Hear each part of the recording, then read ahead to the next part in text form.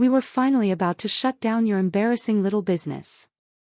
Vincent, my brother, made his announcement in the bankruptcy courtroom with an air of smug satisfaction, as though he'd already won. He straightened his tie, clearly believing that he had everything under control. My parents, sitting in the gallery, nodded in approval. Mom pretended to wipe away a tear, but I could see the fake concern behind her actions. Dad's jaw, though, was set with a grim determination, as if his judgment of me was the only thing that mattered. I stood at the defendant's table, silent. I could feel their eyes on me, their lawyer presenting a fraudulent petition, and I waited. Waited for the moment that would tear apart the lie they had built. But then something strange happened. Judge Margaret Holloway, a woman with decades of experience on the bench, suddenly froze. Her pen hovered above the documents as her eyes widened. What had caused this unexpected pause? What was it that had caught her attention? I could barely hear her whisper, but I saw her glance up, her gaze locking with mine. "Is this the same Apex Defense Systems that just secured the $189 million Department of Defense contract?" she asked, almost incredulously. The courtroom fell into a stunned silence. Vincent's lawyer, who had been so confident moments ago, now stammered something that was barely audible. Judge Holloway's expression changed. It was disbelief mixed with something else, anger. She glanced back at me, then back to the lawyer. "I'm going to need to see extensive documentation before we proceed. Because either this petition is the most incompetent filing I've seen in 30 years, or someone is attempting to commit fraud in my courtroom." I could see Vincent's confident smile start to crack, just a little. "Now, I know you're probably wondering what happens next, right? Please like this video and listen to my story till the end, and let me know which city you're listening from. That way, I can see how far my story has traveled. Let's see where this journey takes us." The moment felt surreal. They had no idea what was coming. My brother had always been so sure of himself, so sure that I'd fail. I founded Apex Defense Systems 8 years ago, in a tiny garage with just $3,000 to my name. The Moretti family didn't do garages.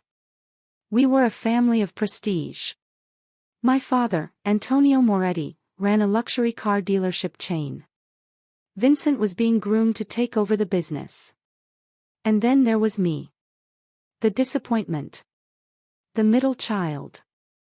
My younger sister, Carla, married into old money, and spent her time on charity boards and at country club committees. Me?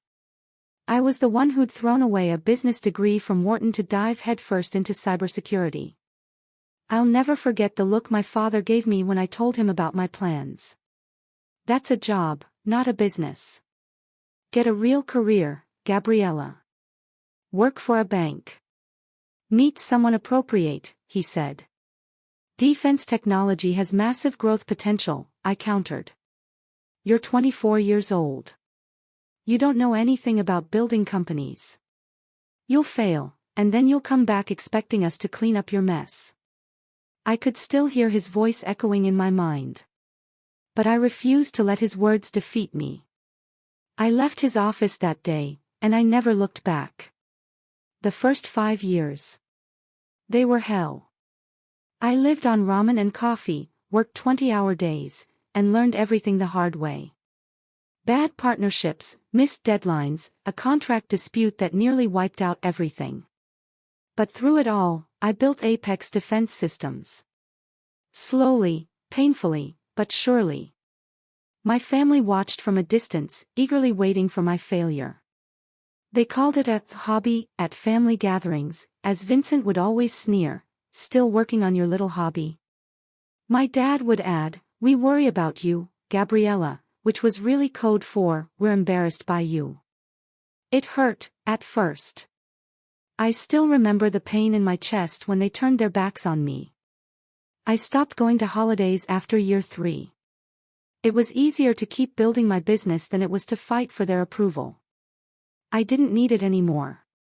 Apex Defense Systems developed cutting-edge cybersecurity for military communications, technology that could detect and neutralize threats in the blink of an eye. By year 4, we had our first government contract. By year 5, we had our second. By year 7, we had 47 employees, $12 million in annual revenue, and a reputation as one of the most innovative defense tech startups in the country. But I kept all of it under wraps. No one in my family knew.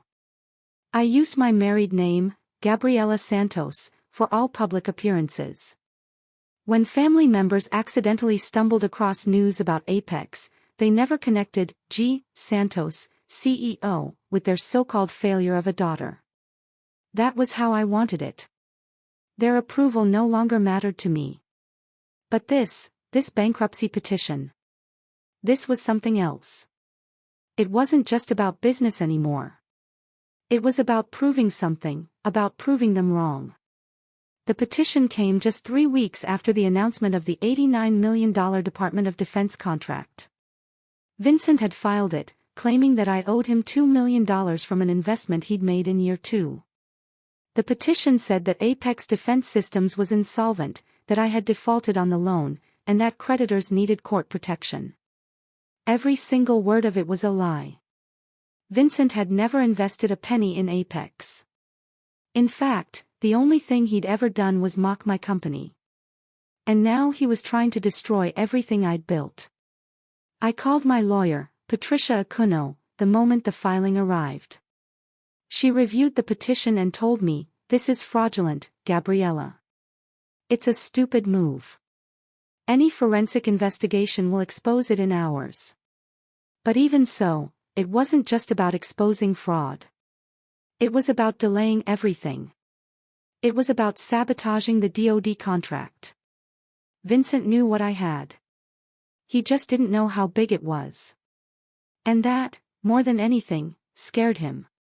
If you're enjoying this story so far, make sure to hit that like button. Tell me in the comments how you've dealt with family challenges or when you had to fight to prove yourself. I want to hear your stories because you're not alone in this. Stay tuned for what happens next, because the best part is yet to come. And just when I thought things couldn't get worse, the courtroom drama took a turn that no one expected. The courtroom buzzed with anticipation as the day of the hearing arrived. I walked in early, dressed in a professional, understated suit that spoke volumes without being flashy. Expensive, yes, but not over the top, just the way I liked it. It wasn't about showing off, it was about commanding respect. I didn't need to scream for attention. It would come to me, eventually. Patricia Akuno, my lawyer, joined me at the defendant's table with 3 boxes of documents, proof of the truth, ready to be laid out for the world to see. I could already feel the tension in the air. Then, there he was. Vincent. My brother, with our parents in tow, making an entrance like it was some kind of show. He wore the tailored suit that I'd seen in his promotional photos at the dealership, polished and perfect, of course. Mom had dressed in dark, somber colors. She was trying to play the grieving matriarch, but it didn't fool me for a second. Dad? His usual righteous anger was on display, as though I were the one who had somehow failed him. But even though they put on their little performance, they didn't even acknowledge me. Not a glance, not a word. I wasn't family anymore. To them, I was just a problem to be fixed. Finally facing consequences, Vincent muttered to his lawyer loud enough for me to hear. His words stung, but I refused to let him see that. I hadn't needed their approval for years, but to have them trying to destroy me. That felt different. This wasn't just business. This was family. And they were still trying to break me. As I sat there, waiting for the proceedings to begin, I felt the weight of the moment settle on my shoulders. I was used to standing alone, but today felt heavier than usual. My success had been hard-earned. It wasn't just my company that I was fighting for, it was everything I had ever worked toward, everything I had built from the ground up. Then, the moment arrived. Judge Holloway walked in, her presence commanding attention. I'd done my research on her, 30 years on the bench, known for her thoroughness and her no-nonsense approach. If there was anyone who could see through Vincent's lies, it was her. The proceedings began with Vincent's lawyer making his case. He stood tall, presenting the petition like it was the truth. The words sounded rehearsed, almost too perfect. He spoke about an alleged debt, about a supposed loan that was never repaid, and how I had chosen to fund a failing venture instead of repaying my supposed family loan. Judge Holloway held up her hand, stopping him mid-sentence.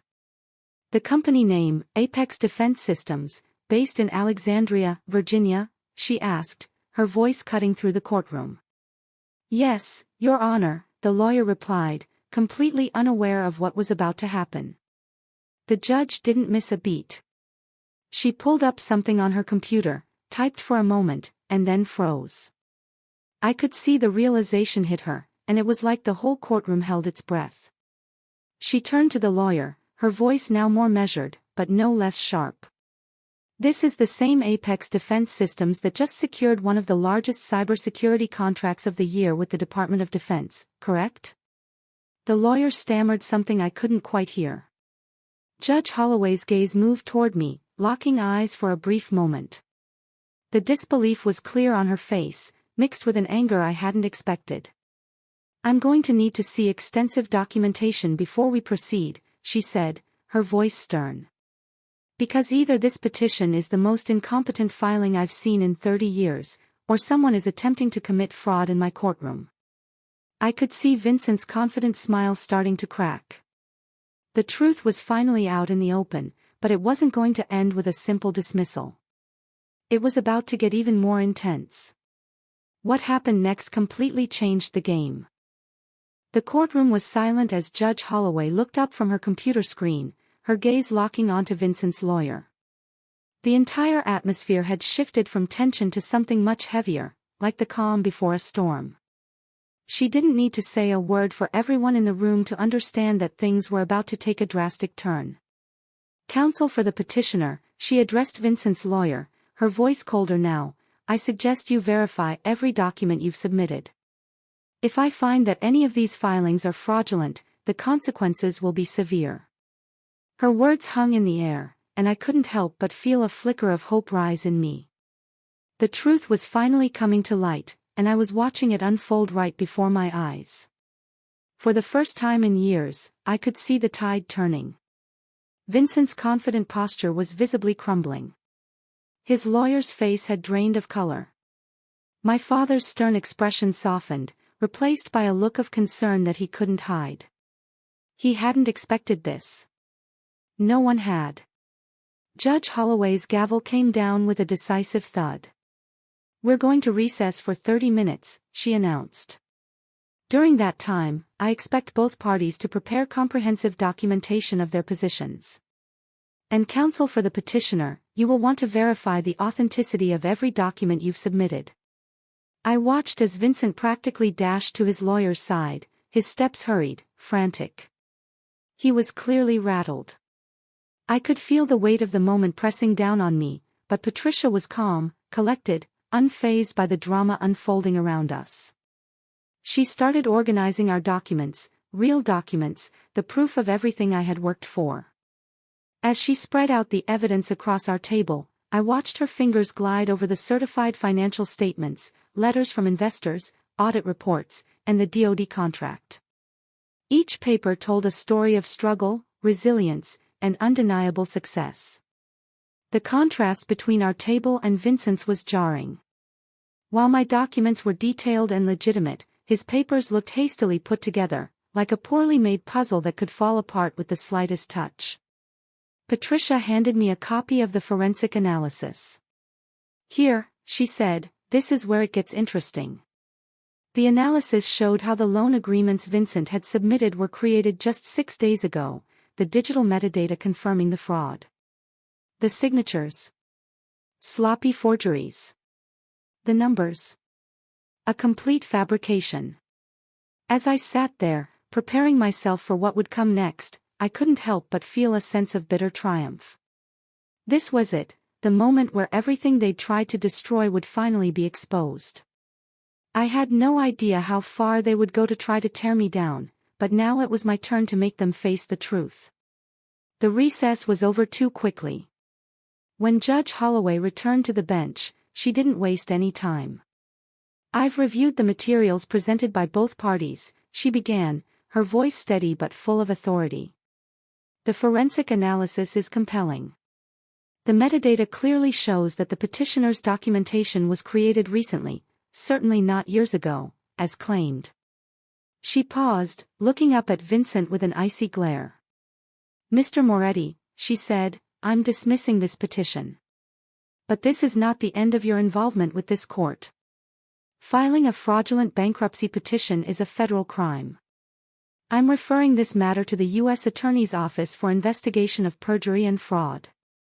Vincent's face went ashen. His jaw tightened, and I could see the panic begin to rise in him. "This is absurd," he shouted, standing up. "I'm just trying to collect what she owes me." I shook my head, my voice calm but firm. "What debts, Vincent? Name a date. Name a bank account." "You can't because it's all a lie." "Every word of it." The silence in the courtroom was deafening. Vincent stood there, speechless, caught in the web of his own lies. His lawyer could only shuffle through the papers, desperately trying to find a way out. Judge Holloway turned her gaze back to me, her expression more empathetic now. "Miss Santos," she said, using my married name, "I believe you've made your case. The evidence you've presented is undeniable." I stood, my voice steady as I addressed the court. There was no debt. There was never an investment. This is nothing but a petty attempt by my brother to destroy my success because he couldn't stand the fact that I proved him wrong. What do you think of how things are unfolding? It's wild, right? If you've ever had to face someone trying to tear you down or sabotage your dreams, drop a comment below. Let's talk about how you stood your ground. Don't forget to hit the like button, and remember to subscribe for more stories like this, stories about resilience, strength, and fighting for what's right. But just when I thought the nightmare was over, the consequences for Vincent were only beginning. The silence in the courtroom was like a heavy blanket, pressing down on everyone. My brother's lawyer stood frozen, unable to make a sound. Vincent, on the other hand, was not so silent. He stood there, his face pale, his eyes darting around as if he were looking for a way out, any way out. But there was no escape. The truth had been laid bare, and now, it was too late for him to undo the damage he'd caused. Judge Holloway's next words shattered the last bit of his confidence. "Mr. Moretti," she said, her voice cool, "this court is dismissing your petition. But your actions don't end here. You've submitted fraudulent documents and attempted to bankrupt a successful company. I'm referring this case to the U.S. Attorney's Office for a full investigation." Vincent took a step forward, his voice desperate. "This is a mistake. There's been a misunderstanding, but Judge Holloway didn't let him finish. She cut him off with a sharp, unyielding stare. "No misunderstanding here. You submitted forged documents to this court and attempted to manipulate the judicial system. Fraud is a federal offense, Mr. Moretti." The weight of those words seemed to crush Vincent. His shoulders slumped as if the air had been sucked from his lungs. My parents, who had been sitting quietly, pretending to show concern, now seemed to shrink in their seats, visibly unsettled by the turn of events. I watched them, feeling a strange mix of anger and relief. Anger at their betrayal, but relief that the truth was finally coming to light. There was no more hiding. No more pretending. This was it, the moment they could no longer ignore the reality of what had been happening behind closed doors. "You should know," Judge Holloway continued, her gaze never leaving Vincent, "that interfering with a government contractor, especially one working with the Department of Defense, carries even more severe consequences. I trust you understand the gravity of this situation." Vincent's face drained of all color, and for a fleeting moment, I almost felt sorry for him. But then I remembered everything. The years of belittlement, the mockery, the way they had all written me off. I swallowed the pity. There was no room for that now. Your Honor, I said, my voice unwavering, there is no debt. My brother has never been involved in Apex defense systems. This petition is nothing more than a personal attack. He's trying to destroy me because my success makes him feel small. Vincent shot to his feet, his voice filled with indignation. This is ridiculous. She's my sister. I have every right to what, Vincent? I interrupted, my voice growing colder with each word. You want to claim debt that doesn't exist. You want to lie to this court and ruin everything I've built. Where's your proof, huh? You can't name a date, you can't name a bank account, and you can't produce a single shred of real evidence. All you have is a fabricated story, and I'm not buying it. The courtroom was deathly quiet. Even the judge seemed to be waiting for Vincent to say something that would make sense. But he had nothing left. No more lies to tell, no more manipulation to perform.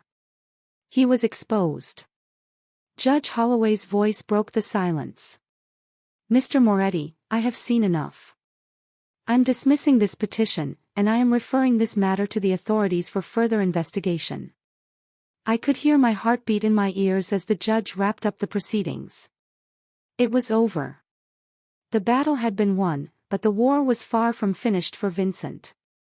But even as I walked out of the courtroom, the aftermath of this battle was only beginning.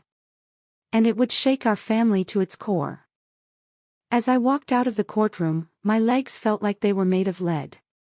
I had won. The fraud was exposed, and Vincent's scheme had been destroyed. But as the doors of the courtroom closed behind me, a strange, hollow feeling began to settle in my chest. Yes, the truth had been revealed, but the battle wasn't really over. There would be consequences, not just for Vincent, but for everyone involved. And the hardest part was still ahead, facing my family. Outside, the air felt cooler, like a storm had just passed and the sun was starting to peek through the clouds. I looked around, trying to steady my breathing, but it was hard to shake the weight of everything that had happened. Patricia, my lawyer, gave me a small, approving nod as we walked to the car. You did well today, she said, her voice calm but with a note of respect. But this isn't over. The feds will be investigating, and that's going to take time. I nodded, not entirely sure what to say. I had won today, but at what cost? The phone rang just as I was about to get in the car. It was a number I didn't recognize, but something told me I needed to answer it. Gabriella. The voice on the other end was my father's. We need to talk. I sighed, already knowing where this was going. I had spent years distancing myself from them, but now they were on the line, trying to regain control, trying to twist everything back into their favor. I don't think we have anything to talk about, I said, my voice tight. You've already made your choices. Please, he pleaded. This isn't how we wanted things to go. We thought we were helping. I closed my eyes, feeling the anger flare up again. They thought they were helping. No, they were trying to destroy me. They thought I was a failure, and the moment I succeeded, they couldn't handle it. They had to tear me down. You thought you were helping? I echoed, my voice rising. You knew about Vincent's petition, Dad. You sat there in the gallery, watching him try to ruin my company, my life. Don't act like you didn't know what was going on. There was a long silence on the other end of the line. Then, finally, he spoke. Gabriella, I don't know how to fix this. But I need you to understand something. We were scared. Scared? I repeated, the bitterness dripping from the word. You were scared of what? My success. You were scared of having to admit you were wrong about me. I could feel my father's shame through the phone, even if he wasn't saying it outright. And for the first time in years, I let myself feel the weight of it. The weight of all the years they had written me off, all the dreams I had fought for, and all the battles I had fought alone. I had made it without them, and I was proud of that. But now, hearing him speak, hearing the regret in his voice, it stirred something in me. Was this the apology I had wanted all along?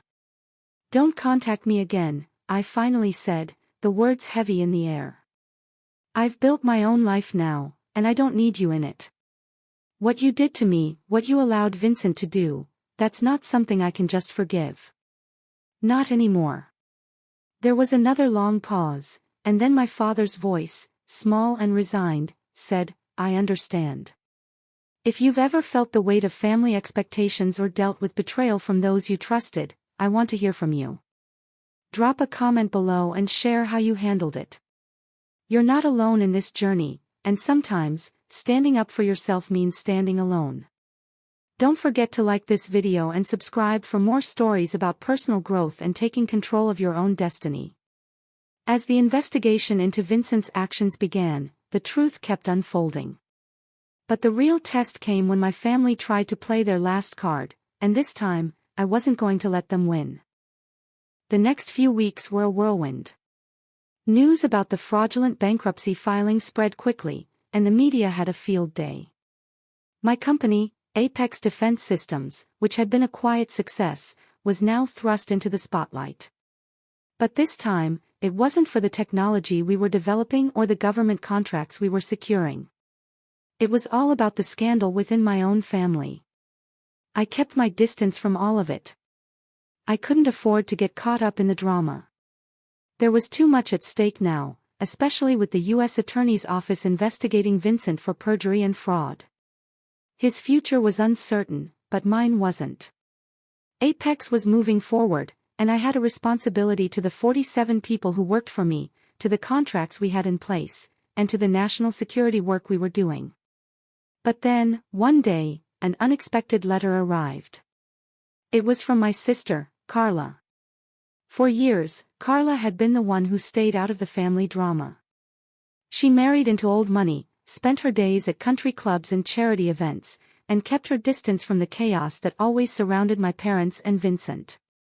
But now, with the scandal surrounding Vincent's actions, she couldn't hide anymore. I didn't want to open the letter. I didn't want to hear what she had to say. After everything that had happened, after the years of silence, I wasn't sure I could ever look at her the same way. But curiosity got the better of me, and I ripped open the envelope. The letter was full of justifications. Carla was sorry, in her way. She apologized for not standing up for me, but there was something hollow in her words. It was the kind of apology wrapped in self-interest, the kind you give when you want to look good but can't truly admit you were wrong.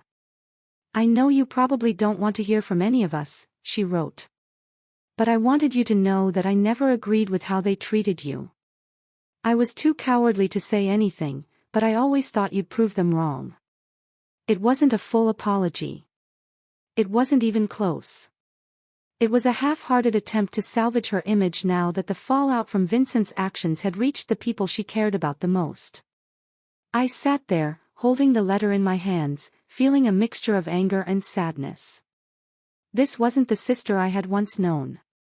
The one who would sit with me on the porch and talk about our dreams. This was a stranger, someone who had always kept her distance and now, when it was convenient, was trying to come back into my life. I thought about responding, about telling her how much I had needed her over the years, how much it had hurt that she never once stepped in to stop the endless mockery I faced from the family. But then, a single thought crossed my mind: maybe it didn't matter anymore. Maybe I had outgrown the need for their approval, for their love, and for their acceptance. I had built my own life now. Instead of pouring out all the hurt I was feeling, I wrote a single sentence, a response that was simple, direct, and final. Support given in silence when it would have mattered is just complicity. But thank you for the letter. I placed the letter in an envelope, sealed it, and walked it to the mailbox. That was it. No more explanations, no more fighting for something I would never get back. Carla had made her choice years ago when she decided not to stand up for me. What do you think of Carla's letter? Have you ever received an apology that didn't feel genuine? Drop your thoughts in the comments below. We all have moments where we have to decide whether or not to forgive. Sometimes, forgiveness isn't about the other person, it's about letting go.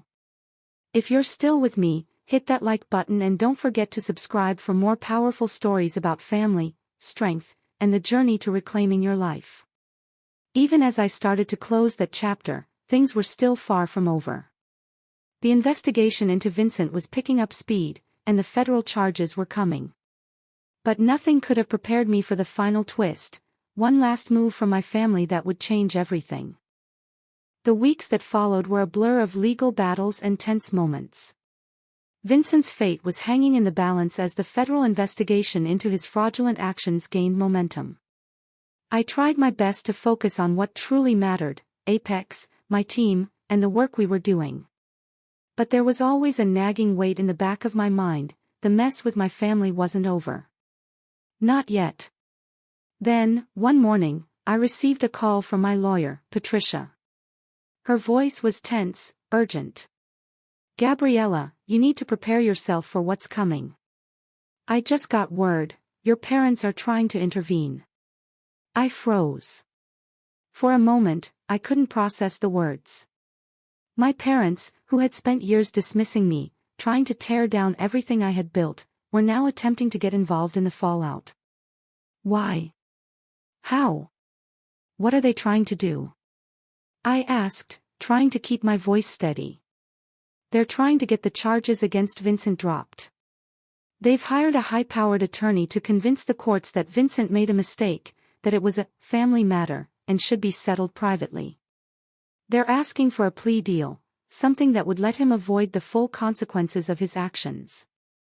I couldn't believe it. After everything that had happened, after all the betrayal, all the lies, the attempt to ruin my company, they were still trying to protect him?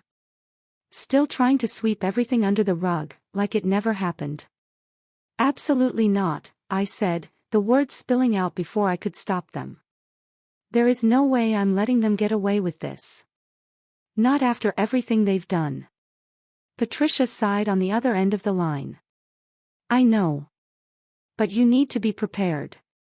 They're going to try and use family connections, old loyalties. It's going to be messy, Gabriella." My chest tightened. I had been fighting for so long, for so many years. I had fought my family's doubts, their mockery, their expectations. I had built Apex from the ground up.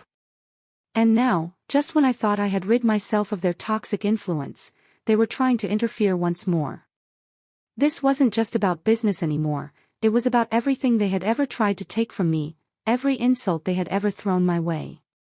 "I'm not going to let them erase what's happened," I told Patricia firmly. "I won't let them undo everything I've worked for. They tried to ruin me once. They're not going to get another chance." The days that followed were full of meetings, phone calls, and tense discussions. My parents and their lawyer came at me from all angles, trying to convince me that a plea deal was the best way forward. They said it was the family's reputation at stake. They said Vincent had made a mistake. They said we could move on, that everything would be fine if I just let go. But I wasn't about to let go of the truth. Not anymore. Not after everything they had put me through. I knew I had to make a choice. And this time, there was no question about it. I wasn't going to cave. Not for them. Not for anyone. But this wasn't just a legal battle anymore. It was a personal one, too. And the final twist. It was something I never saw coming. When the truth came out, it wasn't just Vincent who would have to face the consequences. It would be everyone who had ever tried to tear me down. The pressure was building, but I refused to let it break me. The calls from my parents kept coming, each one trying to convince me to settle, to let it all go. The more they pushed, the harder I dug my heels in. This wasn't just about Vincent anymore, it was about everything they had tried to destroy, all the years of doubt and scorn they had heaped on me. I couldn't let them win. But then, the unexpected happened. One evening, as I was reviewing some contracts at the office, I got an email notification. It was from the U.S. Attorney's Office. My heart skipped a beat. I opened it, and what I saw left me speechless. The investigation into Vincent had been expedited. The evidence of fraud, perjury, and attempted interference with a government contractor had been too overwhelming to ignore. And what made the situation even worse for my brother, and the rest of my family, was that the federal authorities had uncovered something else. They had discovered Vincent's history of unethical business practices long before this bankruptcy filing. The fraudulent petition was just the tip of the iceberg. The email stated that federal charges had been officially filed against Vincent for multiple offenses, and now, the investigation was expanding to include others who might have been complicit. It didn't take long for word to get out. The media picked up on it, and soon, the story was all over the news. But this time, it wasn't about a daughter trying to prove herself, it was about a family's secrets being exposed for the world to see. The skeletons had been dragged out of the closet, and there was no more hiding. That night, my phone rang again. It was my mother. Her voice trembled as she spoke. Gabriella, we didn't know. We didn't know how far things had gone. We thought he was just mistaken. We never thought he would go this far. Her words felt empty, like they were coming from someone who didn't truly understand the damage they had caused. But I had heard it all before. They were sorry, only when the consequences were finally real. Only when the fallout couldn't be avoided any longer. You knew, Mom, I said quietly. You knew exactly what Vincent was doing. You saw the bankruptcy petition. You didn't stop it then, and now you're trying to cover it up. Don't act like you didn't play a part in this. There was a long pause on the other end of the line. I could hear her breathing, the weight of the moment pressing down on her. Finally, she spoke. I'm sorry, Gabriella. I should have stood by you. I should have seen what was happening.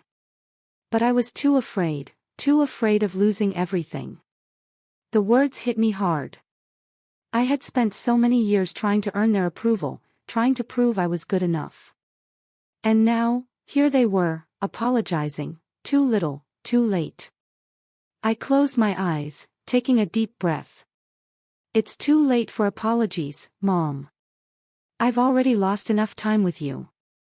You and Dad, you're not the family I need anymore.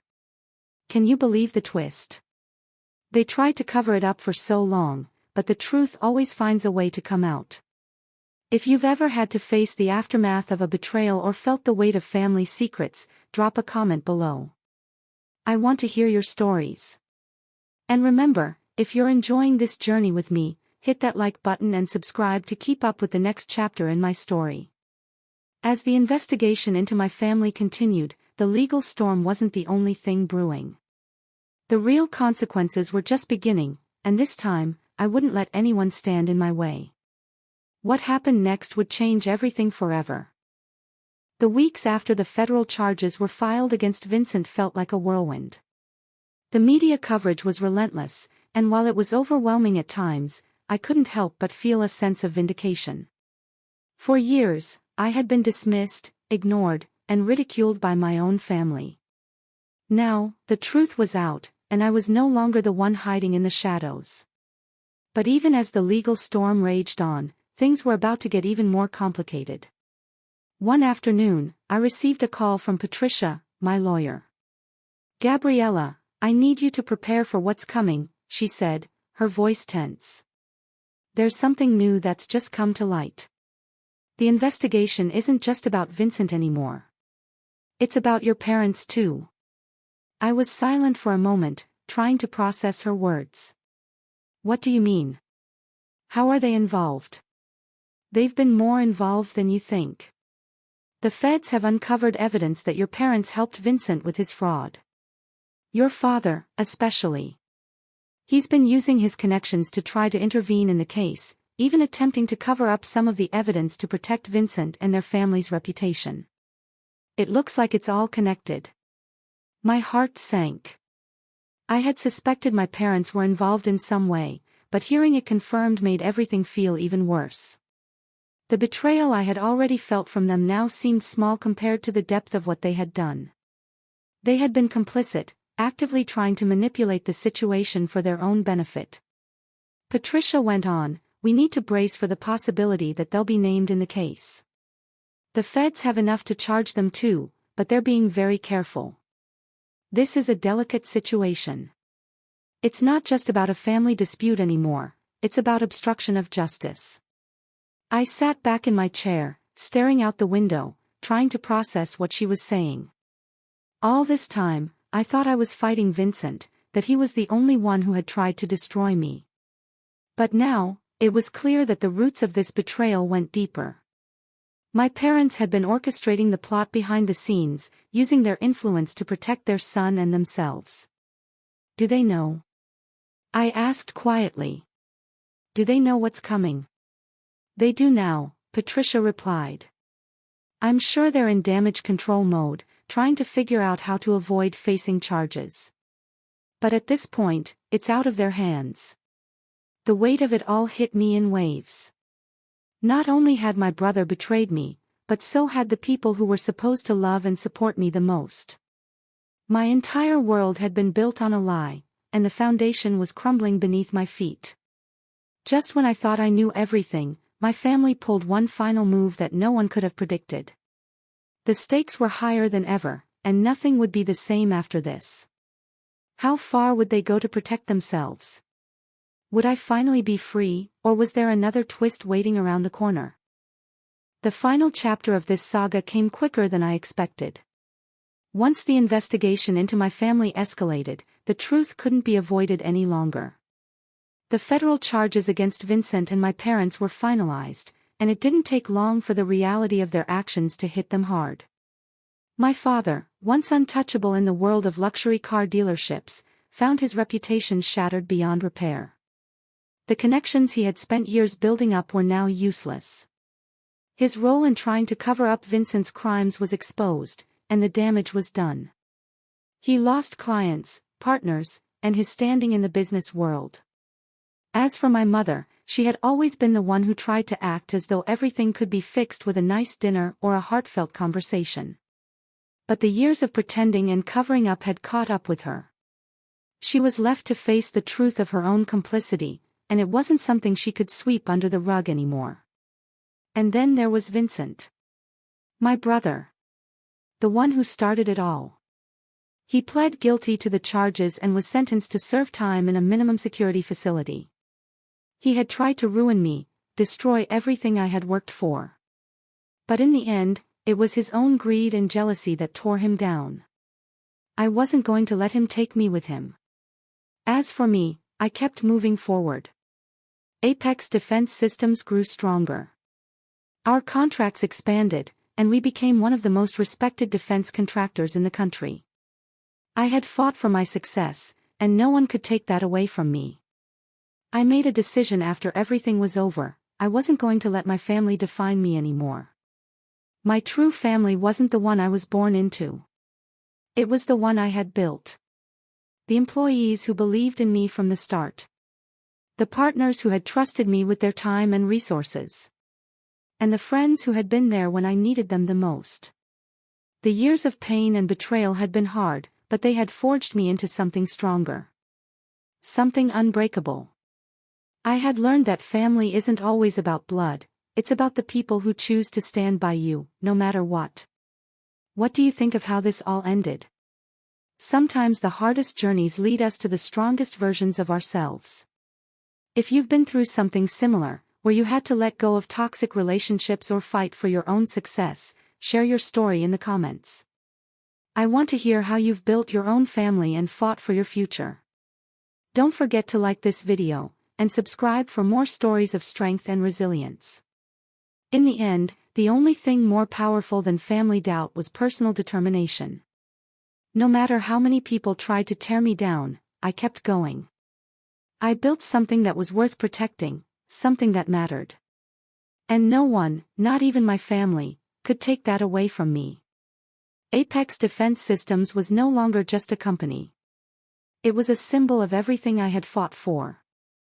And as I stood on the stage at our 10th anniversary celebration, I knew one thing for certain: no one could ever write my story but me.